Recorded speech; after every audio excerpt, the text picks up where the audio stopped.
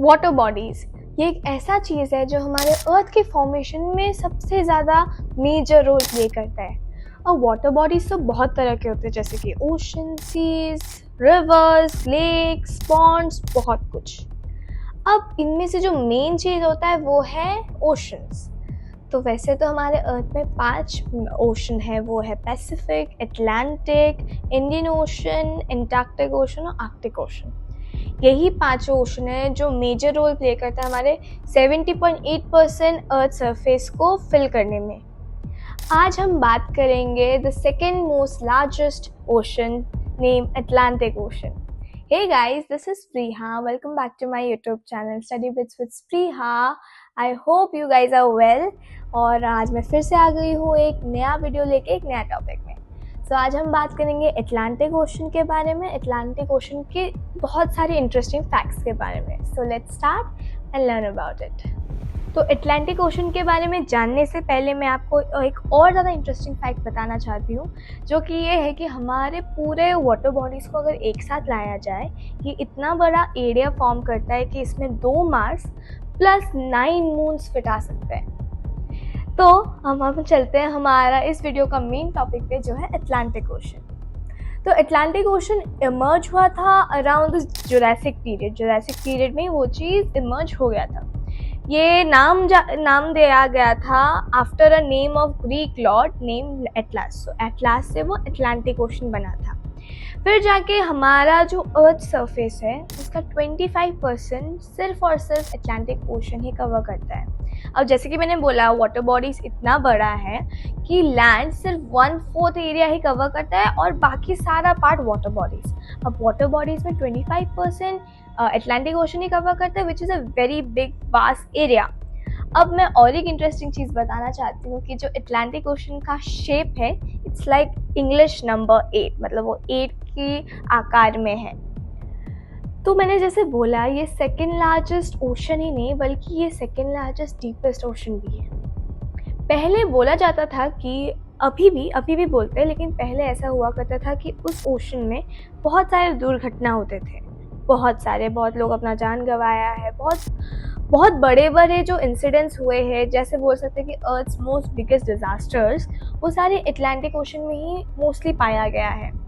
तो इसीलिए लोगों ने इसका नाम रख दिया था सी ऑफ डार्कनेस, या हिंदी में अंध महासागर।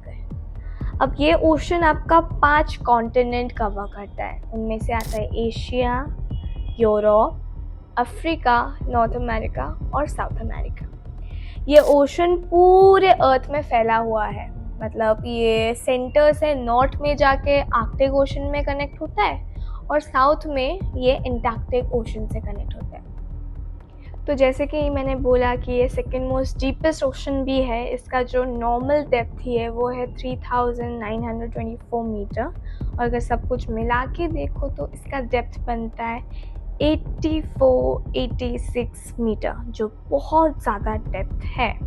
तो इसका जो डीपेस्ट डेप्थ है, मतलब अटलांटिक ओशन का जो डीपेस्ट डेप्थ है, वो है पुर्तो रिको ट्रेंच। वो आता है ईस्ट में अटलांटिक ओशन का, और जो सेकेंड मोस्ट डीपेस्ट पॉइंट भी है पूरे वर्ल्ड में आफ्टर मरियाना ट्रेंच, जो है पैसिफिक ओशन में। और मैं बता देना चाहती हूँ कि जो अटलांटिक ओशन है उसमें वन ऑफ द मोस्ट एक ओशन है जिसमें all types of species of fishes, sharks, dolphins सब पाया जाता है। मतलब कैटफिश से लेके आप स्टारफिश तक आपको मिल जाएगा। फिर all types of sharks, dolphins, plus एक बहुत ज़्यादा स्पेशल फिश है, वो ओनली पैसिफिक ओशन और अटलांटिक ओशन में मिला जाता है, जिसका नाम है टारकोन fish, which is really dangerous. मतलब ये बहुत ज़्यादा डेंजरस है। ऐसा बोला जाता है कि आइसलैंडर नाम का एक इंसान था, जो पहला इंसान बना जो अटलांटिक ओशन को, मतलब यूरोप से क्रॉस करके वो लोग उधर पहुँचे नॉर्थ अमेरिका में। He was the first person to cross Atlantic Ocean. और फिर आता है हमारा एक बहुत अच्छा चीज़ जो अटलांटिक ओशन में पाया जाता है। ये एक अंडर वाटर माउंटेन रेंज है जिसका नाम है मिड अटलांटिक रिज।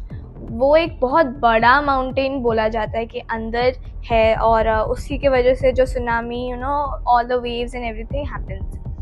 फिर जाके इस पूरे ओशन में there are lot of island that are really famous. मतलब आप देखो, बहामास है, एजोर्स है, कैनरी आइलैंड है और ग्रीनलैंड है। अब आप सबको शायद पता होगा कि ग्रीनलैंड अटलांटिक ओशन का ही सबसे बड़ा नहीं बल्कि पूरे अर्थ का सबसे बड़ा आइलैंड है, जो नॉर्थ पोल में है, और जहाँ it is a mixture of Arctic ocean और अटलांटिक ओशन। तो अटलांटिक ओशन का जो पानी है वो जब इक्वेटर के पास रहता है, इक्वेटर के उधर स्प्रेड आउट होता है, उसका पानी का जो टेम्परेचर होता है वो बहुत ज़्यादा हाई होता है, मतलब 28 डिग्री सेल्सियस तक भी पहुंच जाता है। बट जब वो ऊपर जाता है या फिर पोल्स के पास पहुंच जाता है, even if it goes downwards, तब इसका जो टेम्परेचर होता है वो कभी कभी -2 डिग्री सेल्सियस तक भी पहुंच जाता है। अब कुछ अच्छा था, जैसे कि मैंने बोला था मिड अटलांटिक रीच था, अब कुछ स्ट्रेंज भी इसमें है जिसके बारे में सब लोगों को नहीं पता होगा, तो भी कुछ कुछ को पता होगा इसके बारे में। It is a very big thing to know about, वो है बर्मुडा ट्रायंगल। अब ये एक बहुत मिस्टेरियस प्लेस है क्योंकि किसी को भी नहीं पता इसके अंदर क्या है, कि ये हर एक चीज़ जो भी आता है from airplanes to go ships and everything, जो भी जाता है उस चीज़ को नीचे खींच लेता है समुंदर के अंदर और फिर वो डिसअपीयर हो जाता है। इसके बारे में हमको अच्छे से कोई भी साइंटिस्ट ने अभी तक इंफॉर्मेशन दिया नहीं है। अब आता है हमारा अटलांटिक ओशन में फ़्लो होने वाले सबसे लंबे रिवर्स। तो इनमें से आ जाता है अमेज़न, मिसिसिपी, कॉन्गो, नाइजर। ये सारे जो लंबे लंबे रिवर्स है वो सारे अटलांटिक ओशन में ही फ़्लो करता है। अब आप सबको एक चीज़ के बारे में ज़रूर पता होगा, वो है टाइटैनिक। तो टाइटैनिक का भी जो इंसिडेंट था वो अटलांटिक ओशन में ही हुआ था, क्योंकि मैंने जैसे बोला वो एंटार्क्टिक तक जॉइन होता है, उधर बहुत सारे आइसबर्ग्स भी प्रेजेंट है।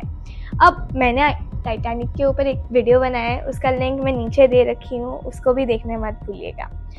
फिर हमारा जो अटलांटिक ओशन है उसको इस तरह भी जाना जाता है कि इसका जो वेव्स होता है वो अराउंड 50 मीटर हाई तक भी जाता है, जो बहुत ज़्यादा डेंजर होता है लोगों के लिए, जो लोग उधर उस ओशन में रहते हैं, उस बीचेस में रहते हैं, क्योंकि ये बहुत ज़्यादा डेंजरस हो जाता है और कभी कभी ये चीज़ सुनामी टाइड्स ये सब का भी कॉज बन जाता है।